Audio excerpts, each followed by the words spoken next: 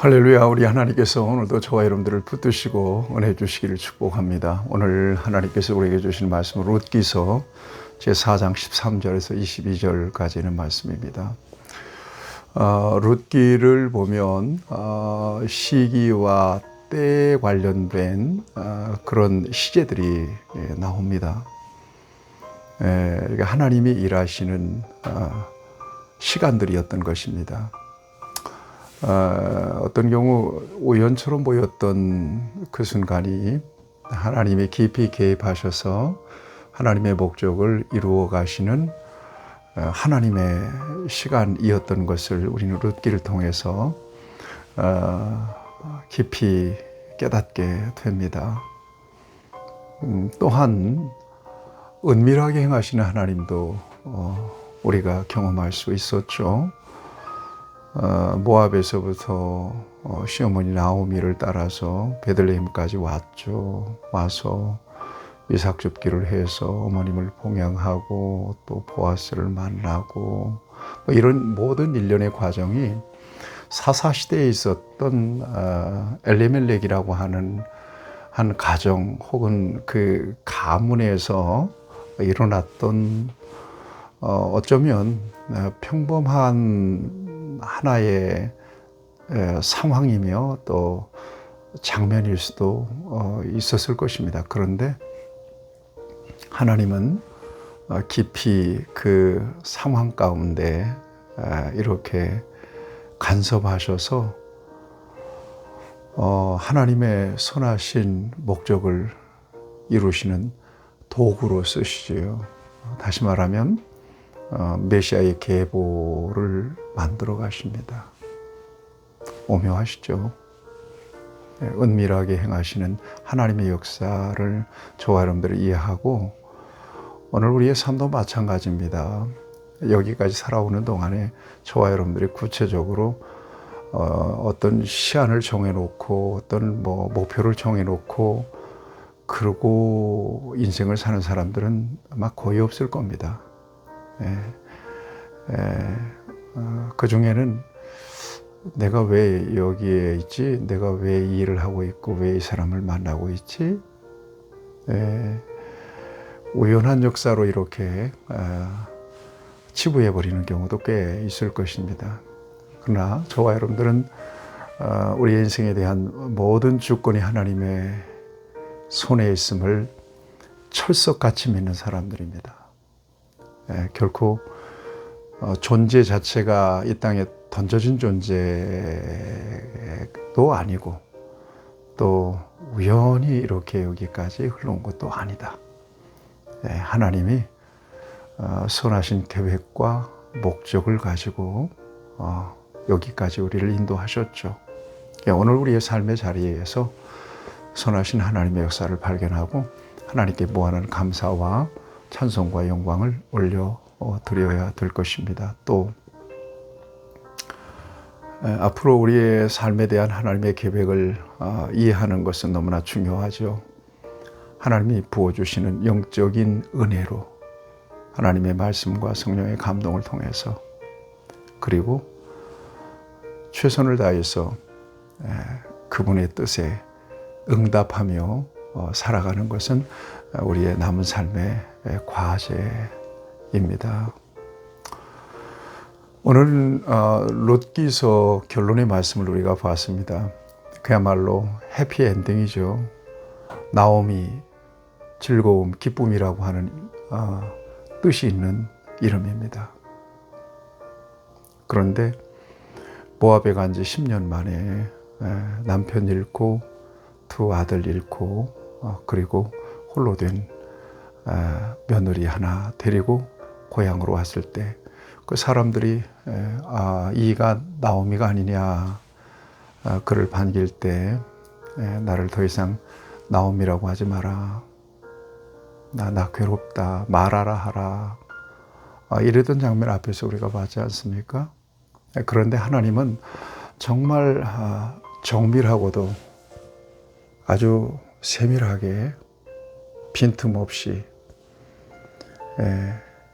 그와 관련된 모든 상황을 하나님의 계획 가운데서 이렇게 척척 진행시키는 것을 우리는 룻기를 통해서 보게 됩니다.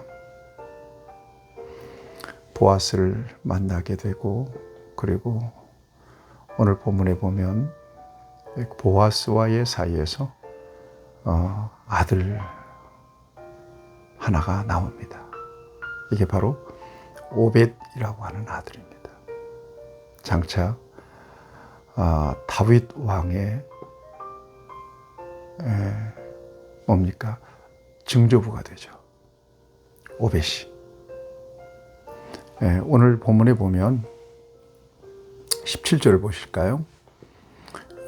그의 이웃 여인들이 그에게 이름을 지어주되 나오미에게 아들이 태어났다 하여 그의 이름을 오벳이라 하였는데 그는 다윗의 아버지인 이새의 아버지였더라 그랬습니다. 그러니까 다윗의 아버지가 이새고 이새의 아버지가 오벳이니까 증조 할아버지가 되는 거죠. 할아버지가 되는군요. 할아버지가. 그러니까 이새의 아버지였으니까 할아버지가 되는군요. 보아스는 증조 할아버지가 되고요. 이런 기막힌 역사를 우리 하나님께서는 또 만드셨습니다. 계획적이고 의도적으로 그렇게 만드신 것입니다. 아이가 태어났을 때 여기 14절에 보니까 여인들이 찬송해요. 좋았겠죠. 여러분 지나가는 말씀인데요. 남이 잘 되는 것 정말 좋아해야 합니다. 시기하고 이렇게 그러면 복을 못 받아요. 우리 특별히 한국 사람들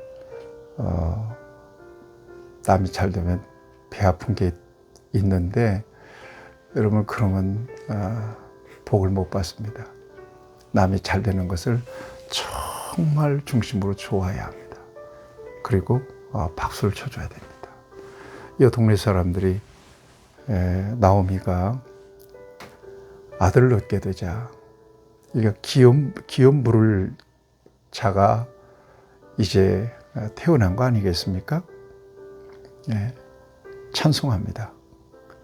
그리고 뭡니까 여기 이 아이의 이름이 이스라엘 중에 유명하게 되기를 바란다.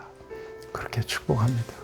룻을 통해서 이렇게 자손이 이어지는 거잖아요. 그러니까 동네 사람들이 이렇게 좋아하는 겁니다. 험한 세상에서 우리가 아름다운 영적 공동체, 믿음의 공동체 안에서 서로 이렇게 교제하고 관계하며 삽니다. 정말 힘들고 어려운 세상에서 한 주간 승리하고 또 예배에 나오시는 분들 그렇게 소중할 수가 없어요. 박수 쳐줘야 돼요. 성경대로 하면 정말 입맞춤으로 서로 무난하라 그랬는데 정말 그렇게 소중할 수가 없어요. 여러분 환영해 주셔야 돼요. 정말 웰컴해 주셔야 돼요. 여기서 충분한 격려를 받고 위로를 받고 또 치유를 받고 회복하고 힘을 얻고 그리고 세상에 나가야 돼요. 우리 공동체가 그런 공동체가 되기를 바랍니다. 그 어떤 것으로든 여기서 상처받고 또 여기서 소외되고 또 여기서 정말 정서적인 영적인 여러 가지 어려움을 겪고 그런 일은 교회 공동체에서는 없어야 될 겁니다. 여러분, 저와 여러분들이 많이 노력해야 될 겁니다. 하나님의 백성들, 믿음의 가족들 소중히 여기고 그들이 잘 되는 것은 정말 박수 쳐줘야 돼요. 정말 내가 그렇게 좋은 일을 만난 것처럼 복을 받은 것처럼 좋아해 줘야 돼요. 우리 가족이니까요. 이 동네 사람들이 참 복됩니다. 물론 나오미의 고생 때문에 안타까운 마음 졸이는 순간도 있었겠죠. 그런데 결국은 이렇게 나오미에게 이런 큰 축복이 주어지는 것을 보고 그냥 그 어린 생명을 축복합니다. 그 다음에 여러분 15절을 보면 이는 내 생명의 회복자이며 내 노년의 봉양자라 곧 너를 사랑하며 7 아들보다 귀한 내 며느리가 낳은 자로다 그래요. 봉양자다 얘가 오벳이. 네 생명의 회복자다. 그러니까 나오미의 모든 생명과 그 삶을 이렇게 그 아들로 인하여 회복시켜 주셨다는 거예요. 그 다음에 무슨 7 아들보다 낫다 그래요. 며느리 7 아들보다 낫다 이렇게 평가합니다. 참 대견하고 고마운 며느리죠. 그랬으니까 이렇게 하나님께 복을 받는 거고요. 다윗의 증조부, 증조모가 되잖아요. 네. 예수님의 족보에 이름이 올라가고요. 결국 이 모든 과정이 누구를 보내시기 위한 과정이었죠? 메시아 예수님을 보내시기 위한 과정이었음을 이 룻기서 결론에 족보를 이렇게 짤막하게 실어 놓은 것을 통해서 메시아의 계보를 연결시켜 줍니다. 오늘 이 족보는 마태복음 족보를 그 부분을 그냥 그대로 따다가 옮겨 놓은 것처럼 그렇게 실려 있습니다. 보십시오. 17절 보면 오벳인데 그는 다윗의 아버지인 이새의 아버지였더라. 베레스, 이 베레스가 누군가 하면 유다와 다말 사이에서 베레스와 세라를 낳잖아요. 유다가 며느리 다말과의 사이에서 그 베레스입니다. 그 베레스를 통해서 베레스의 계보가 이렇게 메시아의 계보로 연결돼요. 헤스론을 낳고 그 다음에 헤스론은 람을 낳고 쭉 해서 보아스는 오벳을 낳았고 오벳은 이새를 낳았고 이새는 다윗을 낳았더라. 이렇게 왕통의 족보가 됩니다. 왕의 족보가 됩니다. 영광스럽죠. 위대하죠. 이제까지 무엇인가를 잃어버렸다면 이것으로서 나오미와 룻에게 충분한 그 고생에 대한 수고에 대한 보상이 되었을 것입니다.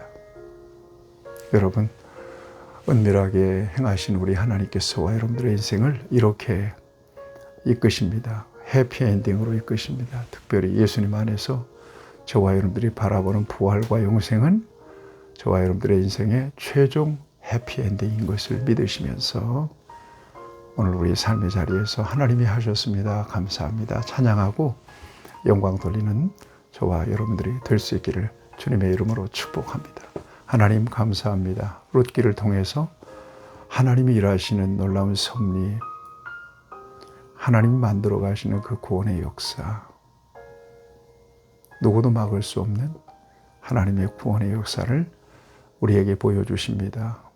그것이 바로 그리스도 안에서 우리를 이끄시고 인도해 가시는 하나님의 역사인 것을 고백하면서 무한한 찬양과 감사를 드립니다. 주님 앞에서는 순간까지 우리를 그렇게 이끄시고 간섭해 주시고 하나님의 선하신 뜻을 이루는 아름다운 도구들로 사용하여 주옵소서. 예수님의 이름으로 기도드립니다. 아멘. 여러분 축복합니다.